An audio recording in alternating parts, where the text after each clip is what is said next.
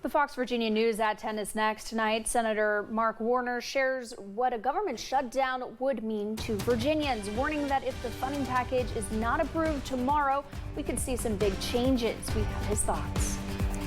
Fire crews are hard at work making sure several active fires don't get out of control. We have the latest since yesterday's blistering activity. And a mix of hazardous chemicals lead to an evacuation from the UVA chemistry building today. We have the details. It's 10 o'clock. Time for your Fox Virginia News. Now, Fox Virginia News at 10. Well, good evening, and thank you so much for joining us tonight. I'm Alexia Williams. And I'm Ashley Brooks. We're going to come back to those stories in just a moment. But first, here's Travis with your Fastcast. And now, your CBS 19 Weather Authority forecast from the Bright Star Care Charlottesville Weather Center.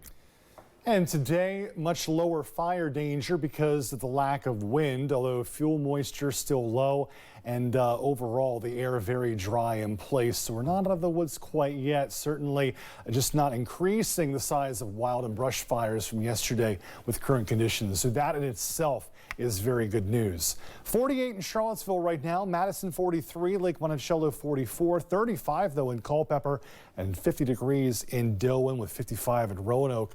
Radar picking up some rain showers. It's all Virgo, though. All of it evaporating before it hits the ground, so a few clouds aside. I think we'll be mostly clear overnight tonight, but chilly once again. Low temperatures around the freezing mark. And then for Friday, you've got sunshine in the morning, giving way to clouds in the afternoon. But the daylight hours will be dry. High temperature of only 56 degrees. Those clouds giving way to a well-advertised decent dose of rain for the first part of the weekend. We're going to talk more about your Saturday precipitation and how much will fall in just a couple minutes. Sounds good, Travis. Thank you. Our top story tonight, leaders in Congress unveiled an anticipated government funding package today. It's paving the way for lawmakers to bring an end to a months-long funding saga and ward off a potential government shutdown ahead of a Friday night deadline. Fox Virginia's Garrett Witten has the story.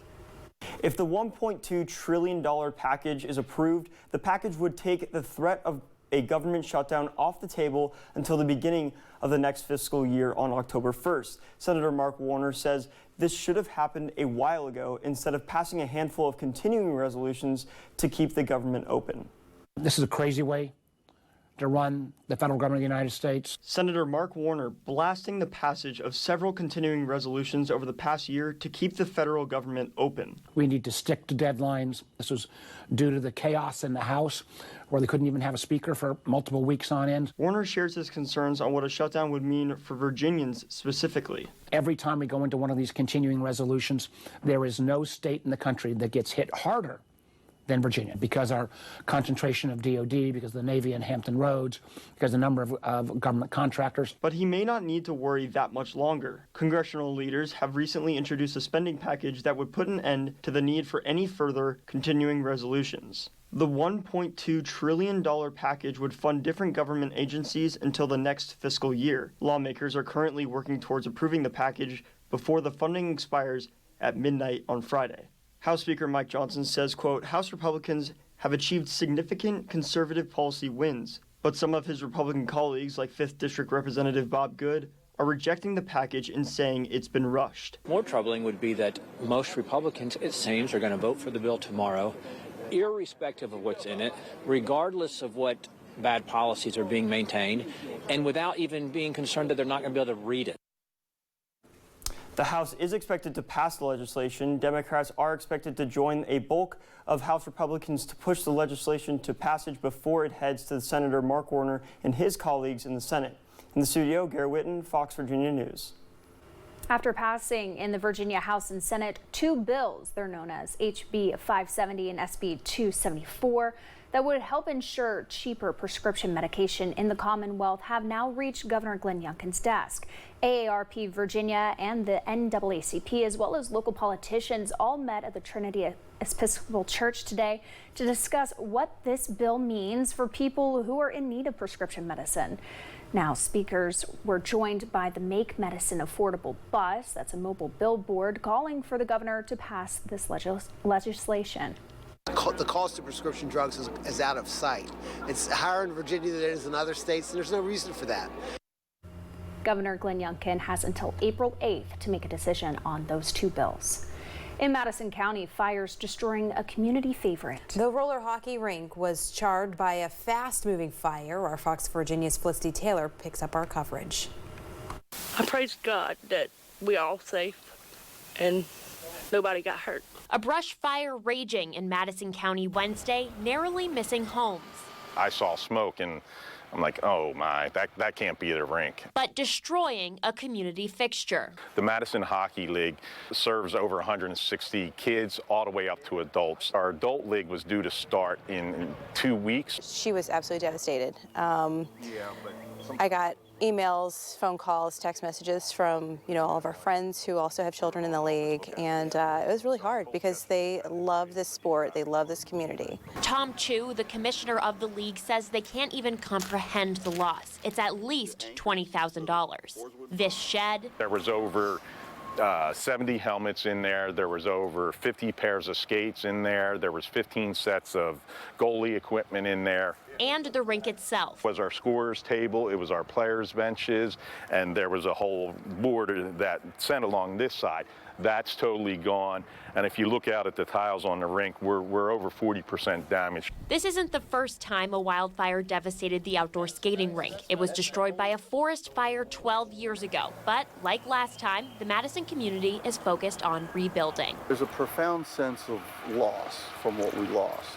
But yesterday was the day to hang our heads and feel sorry. Today's the day to get back to work. We'll build it better than we had it before. That was Felicity Taylor reporting.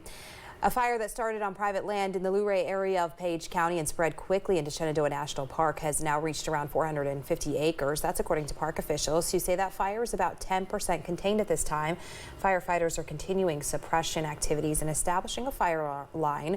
The park has since closed about 9 miles of Skyline Drive and sections of the Appalachian Trail. A fire ban is also in effect for all of Shenandoah National Park. The cause of the fire is currently unknown. Fire officials say that the fire on Blackberry Hill in Albemarle County was caused by an illegal open-air burn. That fire burned at least one shed in the area. While on Piney Mountain, they have controlled the fire. They're still trying to put out some hot spots there. Crews are also working to contain another fire behind Taylor's Gap, and the fire is only 50% contained there. Fox Virginia's Harry Thomas takes us there. Between the hours of noon and 8 p.m. on March 20th, first responders worked around the clock to help contain 19 brush fires across Albemarle County. Within those 19 brush fires, there were 3 significant fires. The biggest fire of the 3 was Taylor's Gap. This fire has burned over 250 acres, taken out 2 sheds, and is only 50% contained. Albemarle Deputy Chief of Emergency Management says there are difficulties with trying to maintain this fire. The challenges associated with getting the Taylor's Gap fire 100% contained have to do with being able to complete a fire line all the way around the perimeter of the fire. And there's some very challenging terrain that the Department of Forestry is trying to work through to create that fire line around that area. It's a very hilly and mountainous area. And so they're working through that. They'll be successful. It's just going to take more time than the other fires. Luckily, with the quick speed of the first responders, they were able to save 15 to 20 residential houses. However, with the smoke still lingering around the area, Deputy Chief of Emergency Management of Albemarle County said these are some good precautions to take.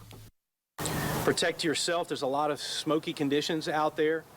So try to remain indoors if you can. Wear a mask or a scarf while outdoors, and that may help.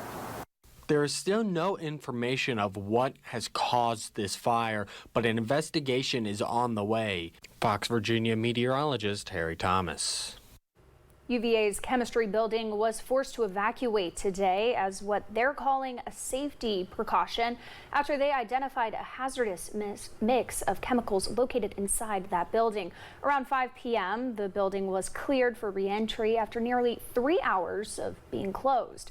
In a statement from the university, they say, quote, the lab was immediately isolated and the building was closed. Once the hazardous materials teams removed and relocated the material for proper disposal, evacuees will be permitted to safely re-enter the building. Road closures are in place, end quote. UVA said that the materials have now been safely removed from that building. The Biden administration is forgiving debt for tens of thousands of public service workers. And how much student debt in total was canceled? We'll show you those numbers after your Weather Authority forecast with Travis. Get ready for some rain. Well advertised. First part of the weekend will be wet. We'll talk about how much rain will fall, and we'll tell you about another system that could affect the area next week after this.